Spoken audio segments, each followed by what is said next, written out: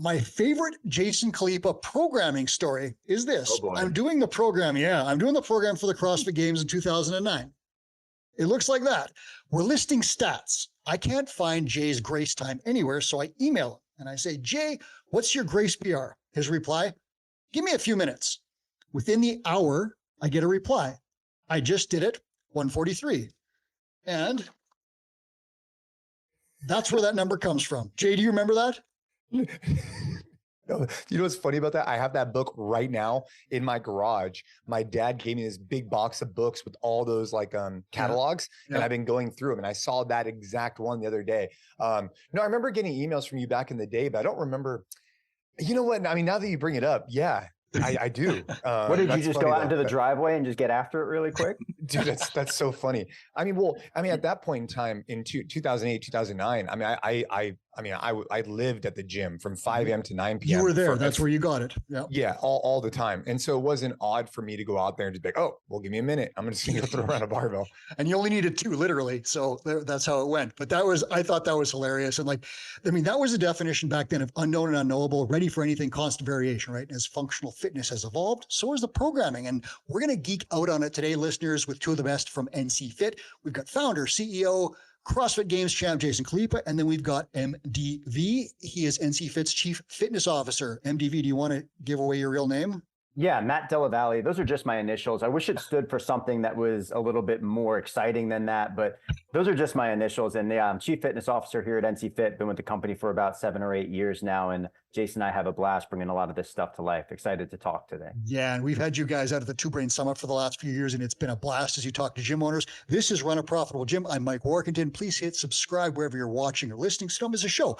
NCFIT has programming planned for affiliates across an entire year. It's specifically designed for group classes to make your clients fitter. We're going to dig into it today and sneak peek 2025 programming. They've already got things figured out. They're going to give you a peek at that at the very end. So do not miss that. So guys, here's what we're going to dig into first. Results. A lot of people think the programming is great. They never evaluate results to confirm that. So how do you guys know that your client is your programming is getting the desired results? And how can gym owners do the same thing? What do you got? Yeah, well, results are obviously something that in the fitness business that you have to deliver for your athletes, right? If your athletes aren't getting results, if they're not having fun, if they're not learning something new, they're going to go elsewhere, especially in the business that we're in here. So it really comes down to what is your desired result for your athletes? What is your vision for fitness? What are you doing these workouts for? What are you putting them through all of these different style of workouts to ultimately get to? And at NCFIT, one of the things that we are really big believers in is that we want our athletes to live freely and fully outside of the gym. Obviously, coming into the gym and continuing to move the needle forward on all of their major lifts, continuing to see their PRs improve, continuing to feel and look the way that they want to look from doing all of this type of fitness is hugely important.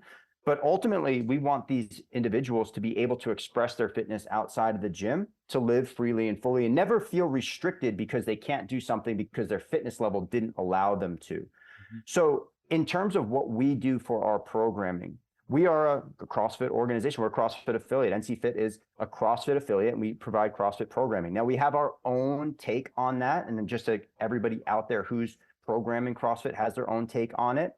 We do employ constantly varied functional movements at a high intensity to bring about the results that we want to see. We do so in a really intentional manner, and we do so through a planned approach where we're looking at the entire year planned out well in advance of what we're doing that day for sure. And then as we're breaking it down, we go month to month. We have our focuses each month, and then we bring that down on a weekly basis and then a daily basis. But it all starts with this vision of how we want our athletes to experience fitness, and we want them to improve physically, mentally, emotionally, and live freely and fully outside of the gym. Part of this means that the athletes are continuing to show up. So we're looking at athlete check-ins. We're looking to make sure that they come into the gym, that they're not just continued to be saddled by nagging injuries, and that when they're performing the workouts, that their workouts are generally improving over time. And, of course, can they go out and do the things that they want to do? So those are the main factors for us in terms of determining results. We have planned benchmarks that we see throughout the year that the athletes can test and retest. And all of those, or most of those, should be moving in the right direction if our programming between the benchmarks is doing what it should be doing. Oh, that's important. That's a big one because a lot of those benchmarks, people don't necessarily check those like gym owners. Like we expect our clients to track them, but we might not check them to see if our programming is actually moving those benchmarks.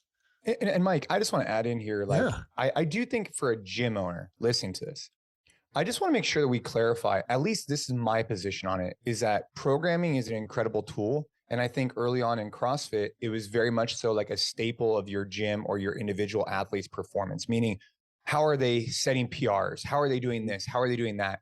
And I think that's an important factor. Obviously, you want your athletes to get stronger, fitter, faster, et cetera. But I would say probably even more important than that is how often are they showing up and are they enjoying the workouts? Because if they're not enjoying, if they're not having a great experience, if they're not, then they're never going to reach their potential physically because you're not going to retain them as an athlete.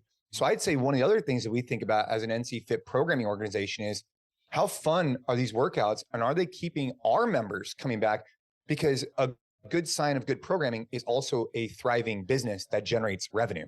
And I think that's a really important characteristic that we need to discuss is that they're not mutually exclusive. You don't want a business that has the best programming in the world, but nobody wants to show up because you're never going to have a sustainable business model. And you also don't want a model that doesn't align with your core values of helping people improve their fitness. You need to bridge those gaps to a program that is effective, but also fun and something they want to show up the next day. Because otherwise you won't get consistency and you sure as hell can't run a business. Coop said that, what's the best workout? And the answer is the one the client will do. And like, yeah, maybe squats would have been better than deadlifts that day or whatever. But let's be real. If a client doesn't do any workouts and never shows up, you failed and your programming ultimately is a failure, right? Because the client has to show up.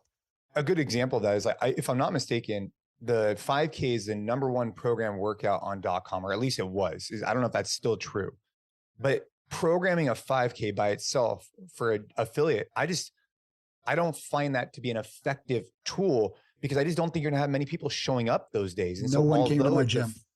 Although it's a very effective tool from like a .com, like pure fitness, it's great. It may not have its place in the affiliate because we need people to come in to get check-ins to build a relationship. Now, can it show up? I mean, MDV, you could speak more on this from a programming perspective. I'm just using that as an example of making sure our workouts are bridging the gap. Sure. I think that we have a specific programming philosophy and others might have a programming philosophy that they subscribe to. And, having a 5K run show up once a quarter for somebody who wants to have that as a community building event or wants to have that as something that they want all of their members to do and experience and have that as a major goal for them. It's just not on it's not on our radar as something that shows up that regularly. But for example, we did just program a 5K row. And then on the 3-minute, we had the athletes perform a number of burpees that they could accomplish in about 40 to 45 seconds, either 10, 12, or 15. So across that 20-minute time domain for the 5K, we're adding this burpee kind of assignment for them, which mixes it up a little bit, but you stay in that same kind of time domain in the 20 to 30-minute range. So just an example of how we brought that to life. We did the same thing. We often would break up because people wouldn't come for 5Ks. And I thought, should I just post deadlift and see and then switch it on people? What I started doing was putting some stuff in exactly like that. Like, run 1 kilometer, do 10 deadlifts, run 1 kilometer. And people were way more excited about that than they were about the 5K, except for the few people that wanted to run the 5K. So I think you guys are exactly right where you got to make it fun and you have to get the results. So when you guys look at your benchmarks, do you look at the entire list of stuff that comes in from across your gyms and say, okay, we're all moving in the right direction here with this block of programming? Do you check that stuff out? It's very hard to elicit that much information from the gyms that we program. Yeah, it's a huge for, pile. Yeah, it would be incredibly difficult to get that much information. We do survey our affiliates. We do look at our own gym and our own reception to the program. And I think that one of the things that makes us really unique is the fact that we are doing these workouts and using these tools in real time along with everybody else.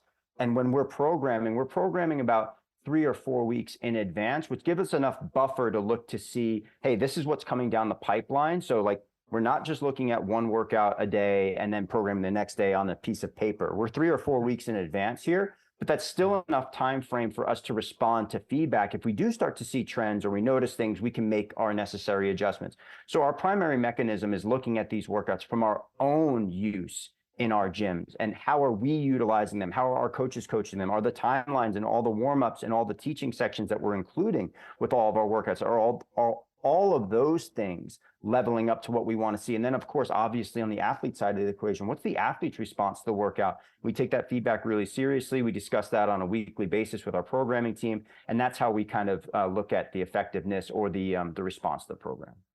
Are you at that gym, are you guys doing it in advance of the public getting the workouts or in sync?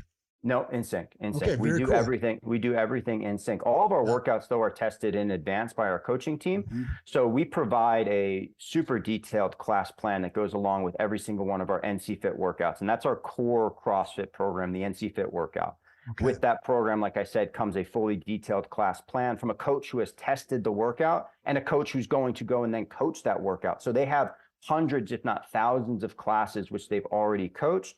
They're writing that class plan, which is their take on what would be the best way to bring this class to life. Obviously, you could look at it 5,000 different ways, but they're looking at it. They're looking at the days that surround their workout, and they're saying, hey, this is the best way that we think you should approach this workout from a coaching perspective. They give a description of the stimulus. They give a teaching outline. They give all of their suggested substitutions for injuries, reps, loading, volume. And then we have a coaching video that highlights one major aspect or two major aspects of a movement or a particular piece of that workout that day that goes along with that workout as well. Yeah, the implementation is hugely important, right? Because if you can't, like if you get this great workout, but your coaches can't implement it and you guys haven't tested it, it's very difficult. Sorry, Jay, keep going. No, I was just going to say, Mike, I mean, one of the things we were going to talk about is, should gym owners do their own programming or should they outsource? And I think this is a good place to talk. I mean, hit it. Let's do it. Think about what Matt just said. Okay. He said, we have a team of coaches that are testing all the different workouts that are then curating a session plan. And then we're doing filming a video on that. So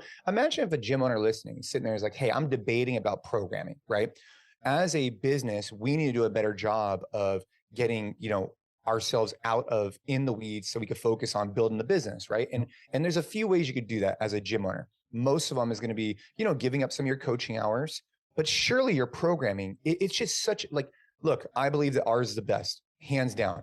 However, no matter who you use, you should not be doing your own because it just does not scale. You could utilize your time in such a more effective manner. If a gym owner listening right now is like, dude, I want to do my own programming because I know my community better than anybody else. Okay, fair enough. How many hours a week do you want to spend on curating that product? And they're going to say, well, I'm going to spend 3 hours a week. Well, it's like, well, what kind of product are you giving your coaches to go out there on the floor? Because for 3 to 5 hours a week, you just cannot curate an appropriate not only workout itself, but how about the warm up? And then on top of that, how do you give them guardrails and a session plan and program? And so that's where scaling becomes a big factor for us. We could have full-time teams that are building these out because we could scale it across multiple gyms, which is how we have people test workouts, session plans, videos, and then programming. It just doesn't scale for a singular gym owner. And I don't see it ever doing so for them. Conversely, those 3 hours, if that gym owner took those 3 hours, offloaded the programming and invested those in sales and marketing and basic techniques there, that scales big time fast. In 3 hours a week, you can make a measurable dent in your revenue by adding stuff and selling more. So that's a really interesting trade. Matt, what do you got?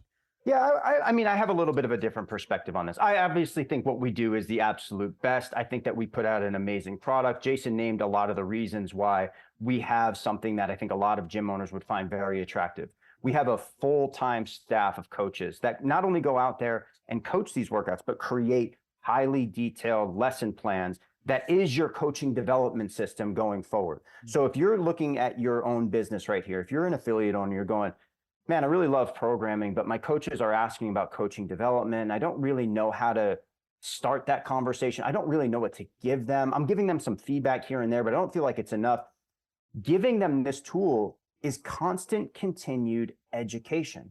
They are reading essentially like a learned document every single day about coaching, about the craft that they're going out there to bring to life. So they are necessarily, if they're putting in the few minutes that it takes to read and study and go out there and run a well-prepared class, and they're doing that every single day, over the course of weeks, months, they are going to level up 100%. But my take on this, like I said, is just a little bit different in terms of like, if you're a gym owner out there who really loves programming, if this is if this is your favorite thing that you do, and you're dedicating the time to it, and you feel really good about your program, and you want to continue to go out there and do this for your athletes, by all means, continue to do that.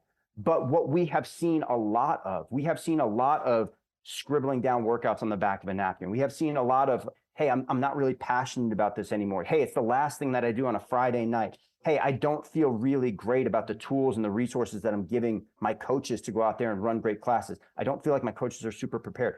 Then I think it's time to really take a deep look in the mirror and go, are you doing your business a disservice by not having something that's a little bit more refined, a little bit more involved? The people who are focusing on this full time. And in that case, I do think what we do is the absolute best. Our tools and our resources are really unmatched when it comes to coaching development. And our workouts, like Jason said, fun is the number one priority for us in making sure our athletes are showing up. But are they having a great workout? Are they having fun? And are they learning something? We're looking at that every single time we're putting something down on paper. Yeah, so you've got huge points of leverage there. You've got the time point of leverage, Jay, where you're saying like, hey, let us do it and use the time to build your business. Then you've got the leverage of developing your staff because you guys are putting together these incredible briefs and demos and everything and saying, here's how you should run this class and why, here's the stimulus, here's what we're trying to do. You're really helping out with that. And then just as a gym owner, you might decide like, this is not something that I want to invest my time in. And it might just be easier for you to offload it and do something that you enjoy. If you do enjoy it, you certainly can, but you may not be doing it at the same level because, I mean, how many people are involved in your staff to get this stuff out? Like, do you have like, you got video teams, you got demo teams, you got how many people? So we have 7 full-time coaches, or 7 people who are dedicated to testing their workouts and writing their briefs every week. We have 2 additional full-time employees who are coaching managers or coaching developers within our NCFIT locations in Northern California. We obviously have Jason, myself. We have a videographer who comes in and helps film every single week and edits the videos. And then we have a team that's dedicated to uploading the workouts into all the different integration systems that we have. And then obviously we have other support staff out there who are helping guide the direction of what we're doing and looking at whether or not are we still on target with our goals for what we want this service to be. This is like a 12 to 20 person production. And if you're doing it as a gym owner by yourself, that's like one. It's definitely a production, Mike, but I definitely, you know, I just want to make one note here is like, if you're a gym owner listening to this and you love programming, if you have a thriving business and you have the ability to program, like keep doing you, like MDV was saying, right? But if your business isn't where you want it to be and you're starting to ask questions on how to take it to the next level, a thing you got to ask yourself is, just because I like to do something doesn't mean it's driving the most value for my business. I think that's a really important key concept because you chose to be a gym owner. You're not choosing to be a programmer.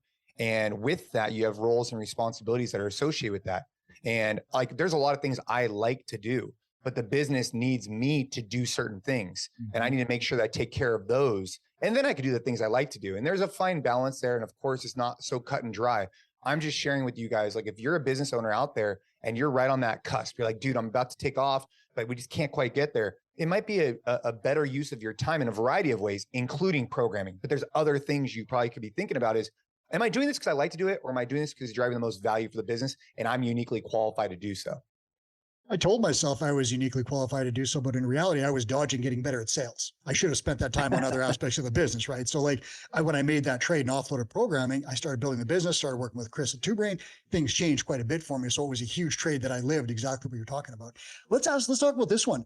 Programming, hard for the sake of hard. And a lot of people, I think at gyms feel real pressure to do this because they want to make it intense. They want to feel like their clients had a great workout. They want to leave them like, you know, sweating and vomiting out the door, maybe not vomiting, but you know what I'm saying? They put in the full effort.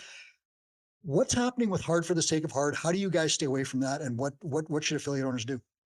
Oh, this is an interesting conversation. We could spend a whole podcast on this topic because I think that there is some value for having workouts that are hard for the sake of being hard. Now, do I think that this should be every single day? Do I think that this should be the mainstay of your programming? Do I think that this should be the experience that athletes have more often than not?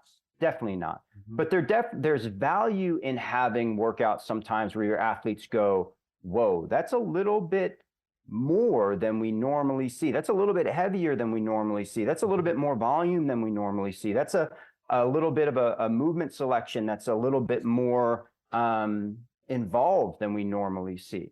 And I do think that there's room for that in programming on occasion, because if you're just constantly programming for what you have, you're never going to get what you want.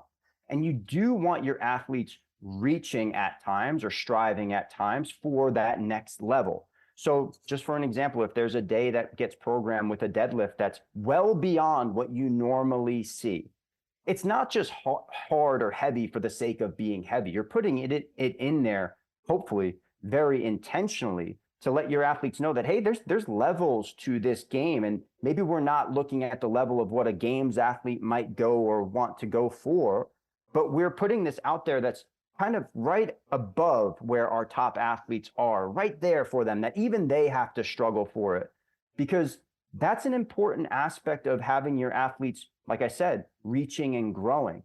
If you're constantly programming below that threshold, maybe they're itching for something that gives them a little bit more of that challenge. But just putting, and this is kind of one of my main axioms is programming, just putting something down on paper to put it down on paper makes no sense, whether or not it's easy for the sake of being easy or hard for the sake of being hard.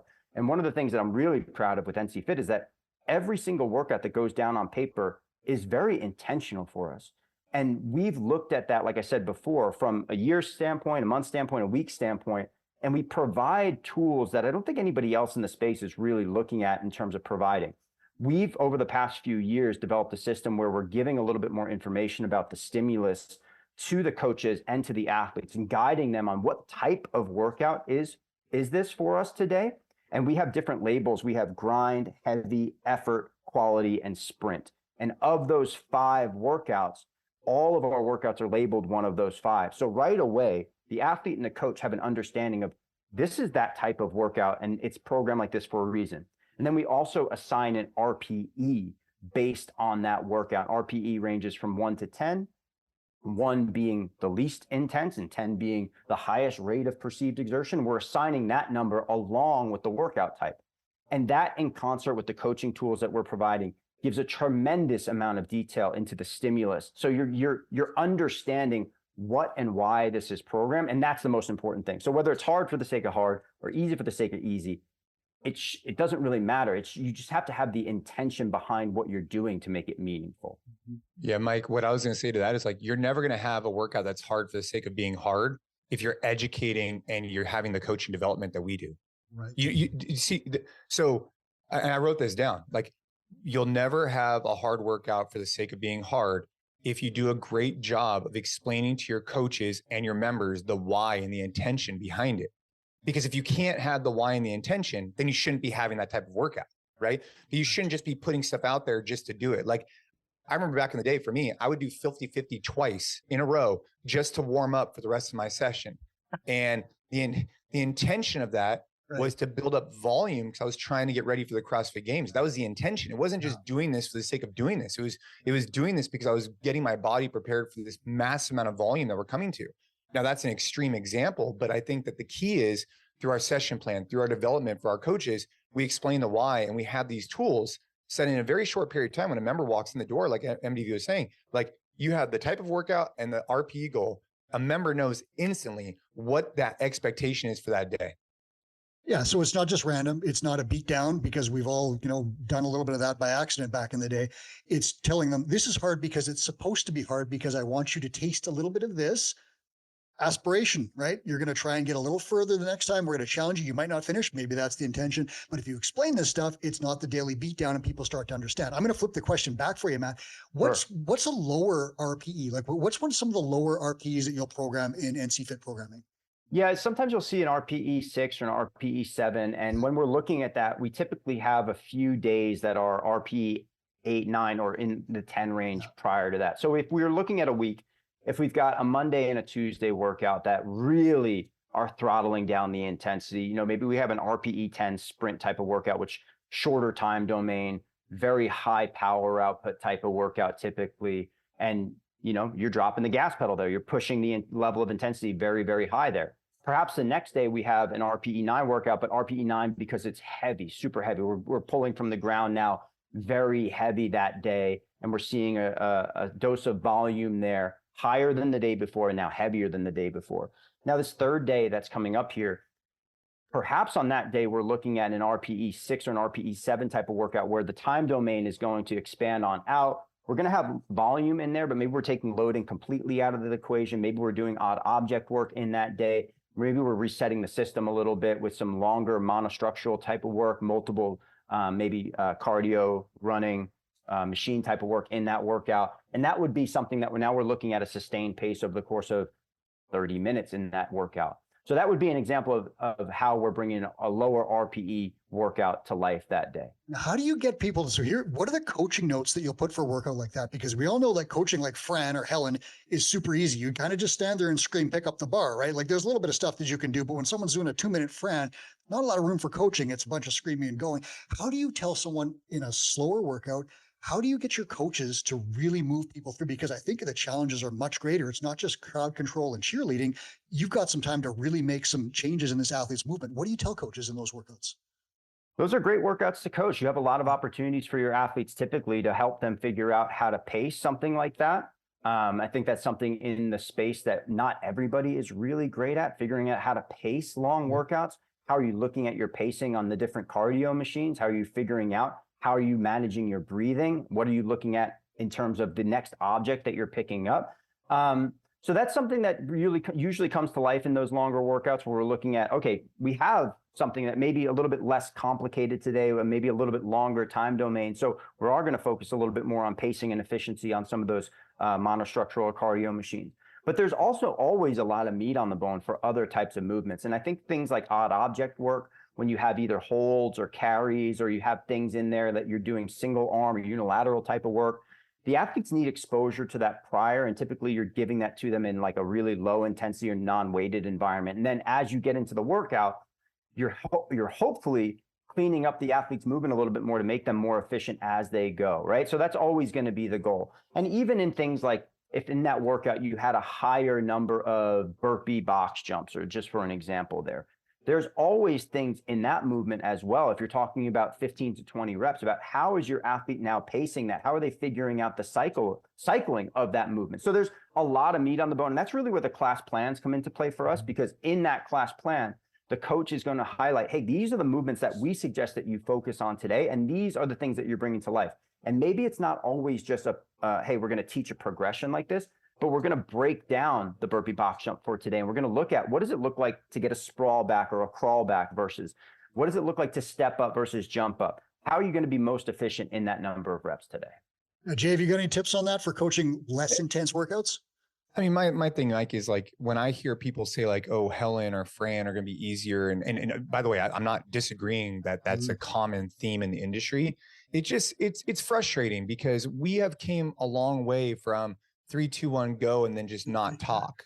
Yeah. But we're still not where we need to be. We're not. Like as an industry, you know, we host these things called Coach Like a Pro. And I think we're doing a great job trying to raise the bar of coaching. But in general, like there is always something you could do to enhance the experience for your member. And I think we need to get away with this idea that it's not just about faster or cheering. You could identify so many ways to encourage your athletes. Hey, today I want to see if you could hold a 2-minute pace on the rower. Then you come back around, you check in on them and you see if they're maintaining that pace. Hey, today on this score, I'd really love to see you try and hit 21 reps today. You know, how can we get there? And having more of a dialogue of being strategic in that workout and giving them an individualized micro focus versus a macro theme. You know, you're going to have these macro themes like, hey guys, we're trying to hit a time domain of 10, 20 minutes, whatever it is. But you could then narrow that down to a micro sense and give people individualized goals. And I think that's really how they feel like they're getting a good touch point. They're learning something new, and it gives you something you can come back on during the workout to check in on that athlete. I think that's really important, especially for these type of workouts. You know, at Two Brain, was it not this year, but last year at the summit, you know, we added in, if I'm not mistaken, it was like a tempo something. There was some type of tempo movement that we did. And a lot of people would say like, hey, tempo is not super exciting, whatever, but you can make tempo, you can make EMOMs very exciting if you give very concrete, specific goals for individuals throughout that time. Yeah. And I think that's what the stuff that you're talking about is what takes a coach from that maybe C+ level to that B+ A level, where you're able to get huge results in a super intense workout, like an RPE 910, or in like a 5-6, something like that. Because Chris Cooper's talked a lot about zone training. And so he uses like zone 2 training a lot of times with his athletes. In an aerobic situation like that, you've got maybe 30 minutes where you can really do some coaching in there and you're not yelling at them a whole lot, and you've got to find some ways to do it. I'll ask you this, guys. Give me some ideas about the essentials of good programming at the gym level. So, you know, we've got constant variation, these old themes of unknowable intensity and so forth. But what are the essentials now in 2024 of good programming at the gym level? Well, I think that this comes back to what are you looking to deliver to your athletes? Obviously, you have to have a really strong conviction about what do you want your athletes to experience on an everyday basis. And I think that there can be a wide range of what is appropriate based on that, right? I think if you have a gym that you really want to expose your athletes to a constant dose of strength plus conditioning every day, I think that that's a fantastic way that you could go. If you're a CrossFit affiliate out there, if you're running a functional training gym, obviously having those main tenets of constant variation, functional movements, and high intensity is really important. But constant variation doesn't mean random. And I think one of the things that oftentimes happens is that programming does become random when you're just thinking about, oh, what should I do next? Or, oh, I feel like doing this today. Having some sort of intention behind it or some sort of plan or knowing where you're going is how you take something from from random to varied, including functional movement, seeing patterns of the squat, the hinge, the pull, the press, jump, run, row, all those types of things. Very, very important, but seeing them without necessarily biasing too heavily towards one or the other and giving the athletes a broad exposure to all of those things. And then the intensity element, like we've been talking about, it's not just intensity for intensity's sake. And intensity doesn't mean just RPE 10 every day. We're looking at different levels of intensity with intention behind the workout. So we have those RPE 10 days where we're going in that sub 10-minute time domain. We also have those RPE 7 days where we're teaching our athletes to how are we now taking this out to 20, 30, 35 minutes in cases. And I think that that's really important. But making sure that you have a strong conviction about what you want your athletes to experience. And for us at NCFIT, we want our athletes, like I said, to kick off this podcast, to live freely and fully outside of the gym, to have a hell of a lot of fun, to show up and not just be constantly nagged by injuries, and to do so in an environment that's supportive and with great coaching, and the coaching tools help us do that. So that really is what rounds out amazing programming for us in 2024.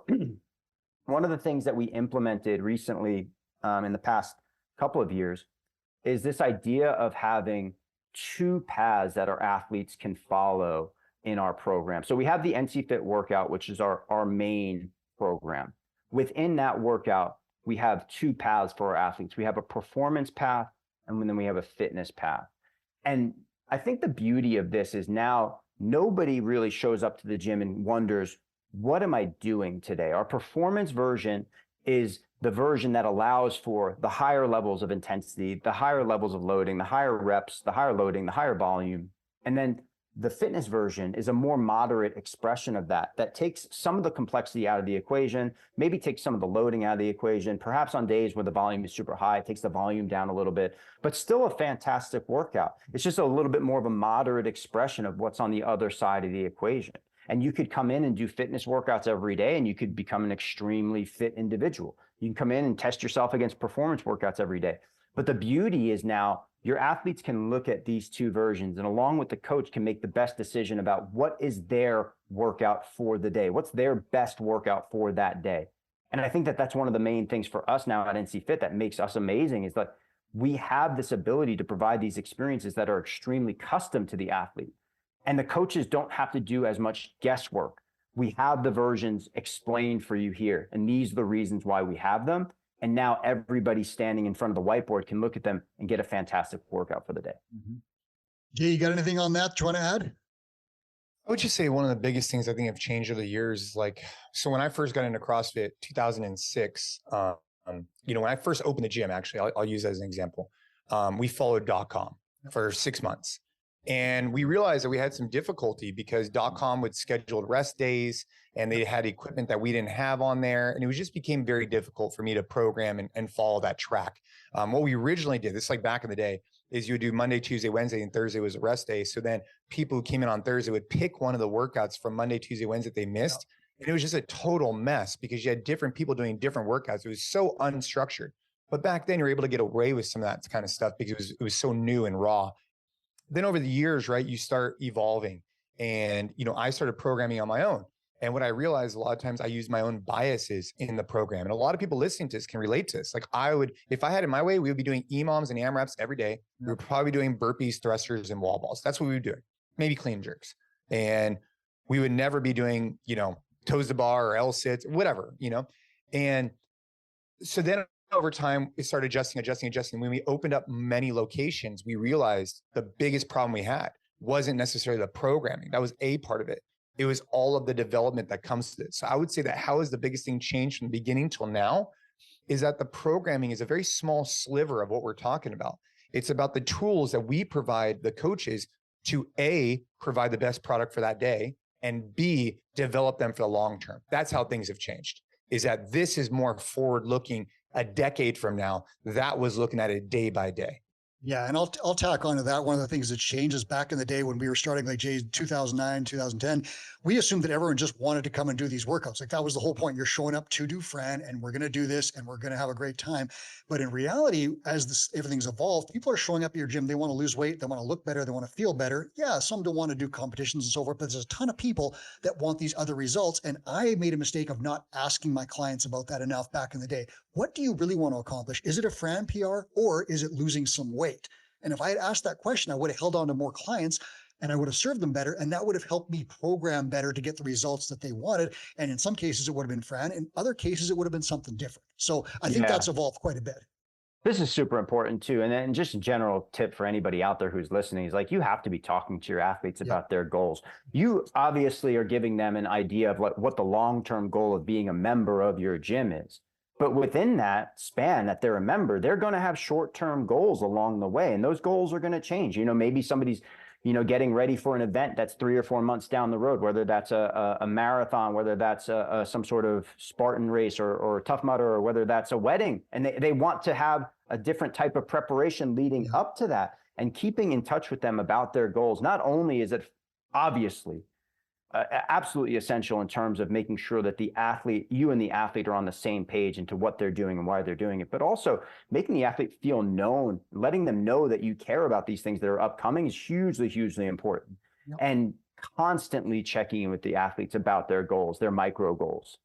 Listeners, goal review sessions, we recommend them every 90 days with clients. Two Brain data suggests that if you do goal reviews every 90 days, you will retain clients longer. And 30% of clients who do goal reviews upgrade their service packages by 30%. That's data that we have.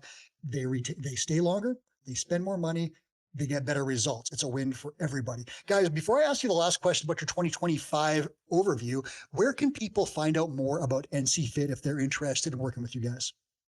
The best place to find out more information about our programming service is nc.fit/programming. You'll find all of our information there on the site. We've got sample weeks, we've got sample class plans, you have a description of all of our programming, you have an understanding of how and where you can download the programming, and all of our programming is available through software integrations like Wodify, Push Press, Beyond the Whiteboard, and SugarWOD. It's automatically uploaded into your system every single week. You don't have to do anything. That's one of the amazing things about what we do. You get to see the programming show up in your system. And once it leaves our hands, you can make any sort of tweaks or changes that you'd like to that. And in addition, we've talked a lot about the NCFIT workout during this podcast, which is obviously our primary program and the tools that are associated with that. But we also have a number of other programs and tools and resources available to you. We have a flex program, which is our spin on functional strength and bodybuilding. We have a compete program for any of the hard chargers out there who do want to be successful in things like local competitions and the open. We program that around the NCFIT workout. So it's additional work with 2 or 3 parts 5 days a week around the NCFIT workout that will take those athletes who want a little bit extra and allow them to go and have that journey. And then we have a GO program, which operates on a 27-week cycle, which all you really need is a pair of dumbbells and a jump rope. And that's a fantastic program to provide your athletes when they're on the road, or provide it to them in things like open gym or things like boot camp style classes. It's 27 weeks, dumbbell only, and it's a fantastic, well-rounded program. And Two Brain clients, head to your dashboard, check out the marketplace. NCFIT has a special offer in there just for Two Brain clients. Check that out if you're working with us right now. So guys, here we go. 2025, give me a broad overview of your programming calendar. Like how far ahead are you thinking and what are you planning here to make things perfect for all the gyms that are using your programming? Yeah, so we just eclipsed the halfway point of 2024, right? So July wraps up 6 months. And every year, we've been doing this now for 5 years or so, we put out a next year's outlook document. So we have a 2024 outlook document that if you go to our website, you can download and you can see our entire plan for the year. We also put out, and we've emailed this out to all of our clients and prospective clients, we have a 6-month review, which we just wrapped up and sent out to everybody. So we take a look back at the first 6 months of the year. We look at the types of equipment that we've utilized. We look at the types of workouts that we've utilized, the different RPE levels. We make sure that, hey, we're staying on track with our goals. And right now in the August-September timeframe is where we start to plan and look forward to January 2025 and what's to come down the road. And what I can tell you right now is we've done things in 2024 that we've never done in the past. We implemented a hero workout every single month, and that's been a really great additional community rallying experience for us. In the past couple of years, we've implemented things like we have a partner version of the workout every single Saturday in addition to the solo. Yeah, in addition to the solo version of the workout. And things have changed, like we said, over the years where we've evolved from having multiple types of programs to now we have the performance and the fitness version of the NCFIT workout. And now we're getting started with 2025 just now. And by November, December of this year, we'll have our 2025 outlook ready to rock and roll for anybody who's looking to sign up for us. But what I can say is that you're going to see the performance and the fitness versions continue on in 2025. What we're looking to do is bring the level of our warm-ups up a little bit. And this is something that's everybody has their own opinion on warm-ups, but it's something that we've reflected on over the years. And one of the things that I think we do really well, but is there an opportunity for us to get even better? And in 2024, we asked ourselves whether or not we could provide a daily cool down or a daily finisher every single day. And we did that. And now it's time to take a look at our prep work leading into the workout. So in 2025, we expect is a more well-rounded look at what our warm-ups are going to be. We are planning on implementing also perhaps a NCFIT standard warm-up, an NCFIT standard mobility warm-up also that you could implement with your athletes multiple times per week if you wanted that. But we're going to focus there. We're also going to take a look at new benchmarks in 2025, which we do every single year. So at the beginning of the year, we laid out about 15 benchmarks this year for our athletes. Some of those have repeated, some of those will not repeat. And then we also took a look at the number of strength cycles that we implemented this year. We implemented 1 strength cycle per quarter in 2024. And I believe that that's going to continue in 2025 because we got really great reception to that. In previous years, we had done 6 strength cycles, with there's nothing wrong with that if that's the approach that you want to take, but it felt just a little bit too much for us. It felt like you were in a strength cycle the entire year. We pulled it back a little bit. We gave a little bit more of like a traditional functional training or CrossFit approach to GPP strength between the strength cycles, and that's been really well received. So I believe that's going to continue. But expect to see a lot of upgrades in the warm-up and in the prep notes for 2025.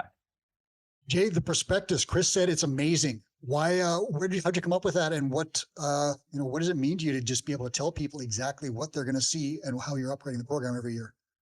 You mean the Outlook document? The Outlook document, yeah. Yeah. I mean, well, I think it's great because like what MDV was saying earlier, if you don't know where you want to go, how can you get there, right? Like if we don't have a roadmap and we're saying, hey, over the next year, this is where we want to go, then we program back from it. And I think that's really helpful because we're not programming in a day by day or a week by week basis. You're thinking, okay, this is our macro theme for the year. Now let's break that down to quarterly. Let's break that down to monthly. Let's break that down to weekly. And then let's break that down to daily. And let's break that into per session. And I think that's where you really start to have excellence come out because you're looking at it from a big picture perspective and narrowing down. So for us, and then communicating that with our gyms, I think is really important because then they could also then set up things that make sense for them. So for example, we do like a fall flex off. We do different, we schedule events throughout the year. We schedule big moments and they can know what those moments are going to be earlier in advance, which I think is helpful for the gym owners as well. MDV, one more time, where can they get this document, the 2024 one, and take a peek at it? nc.fit/programming. You'll find all the information about our programs. You'll also find that we have some free trials associated with some of our integration partners. So if you're looking to get more than just a week sample that's downloaded, you can contact one of those integration partners. But we do have weeks worth of sample programming, and you can also download a couple of sample class plans so you can see what we're doing and why we're doing it. I love it, guys. Thanks so much for geeking out on programming here. I appreciate your time, and I can't wait to see what comes out in 2025. That document, Chris Cooper is eagerly anticipating it. If you're a gym owner, you should check it out too. Thanks, guys. Thank you, Mike. This has been Run a Profitable Gym. I'm your host, Mike Workington. Those are the NCFIT guys, MDV and Jason Khalipa. If you have more questions about that, please leave a comment for us and we'd be happy to chat with you about it. And thanks for listening. Please hit subscribe wherever you are on your way out the door.